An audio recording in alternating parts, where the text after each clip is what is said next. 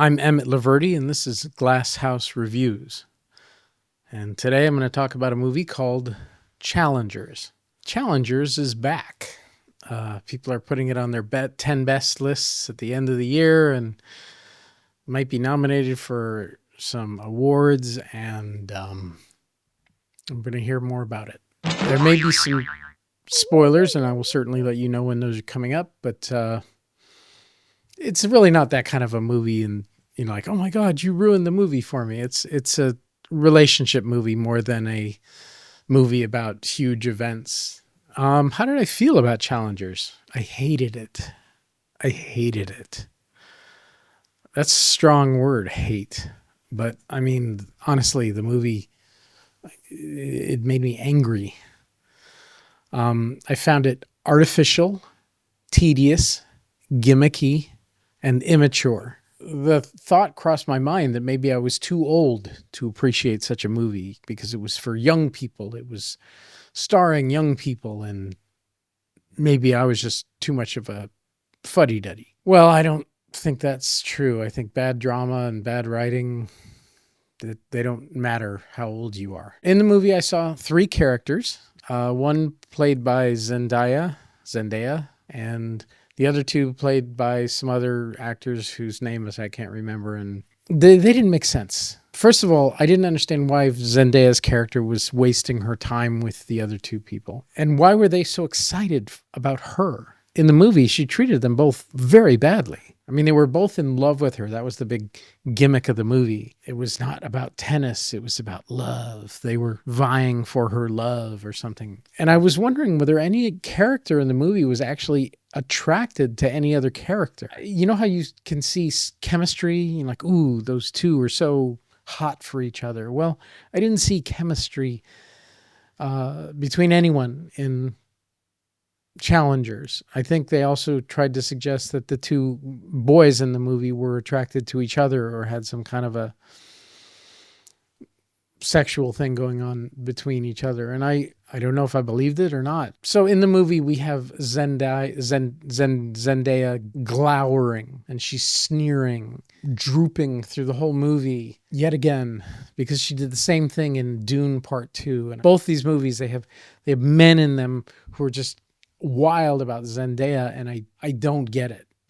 Not because she's not attractive, but because the characters she's playing are so unpleasant and unhappy. I'm not saying everybody has to be, Moana or whatever, or I guess Moana was kind of a problem.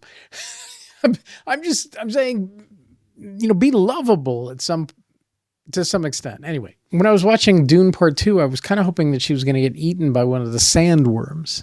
I've seen her do good work in other things. I saw a few minutes of Euphoria, and I thought she was kind of interesting in that. The boys in the movie were okay. I didn't buy that either one was a tennis pro or that they were sexy or charming, but that wasn't intended for me. So, I can accept that I'm possibly very wrong about that. But to me, they seem like a couple of incel characters. If you've heard the term incel, meaning somebody who is celibate, not by their own choosing, but because they're not getting any attention from potential sex partners in the world. So they're kind of sad and droopy. As attractive as Zendaya is, I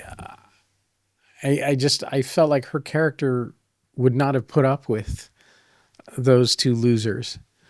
And she would have found somebody much more interesting and exciting to be around. But, I didn't write the movie. The whole thing felt like a pretentious acting and writing exercise.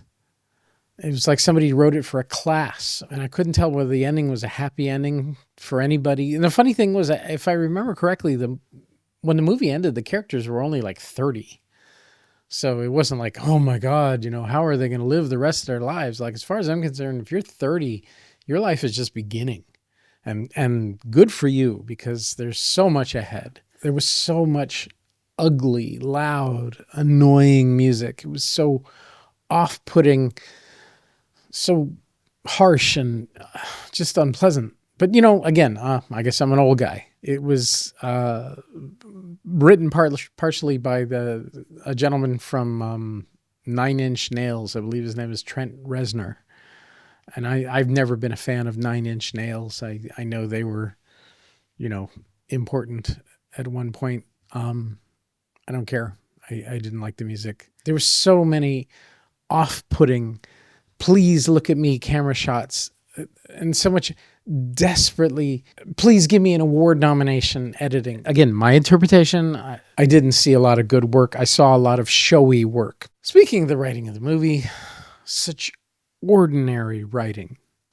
Not awful, not worthless, just it's ordinary. But it was run through some sort of Cuisinart of editing silliness, which rendered the plot barely coherent and needlessly, stupidly complicated. And, it was 5 years in the future, 10 years in the past. And I don't know who started all this. Tarantino, with Pulp Fiction.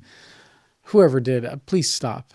Let's try to have some linear plots. It's fine. If you can't tell your story with a linear plot, then maybe write greeting cards or something. And the thing is that I understand that the gentleman who wrote this movie, he is a playwright, or began, making his name as a playwright. And I'm not saying that playwrights are better than screenwriters or worse.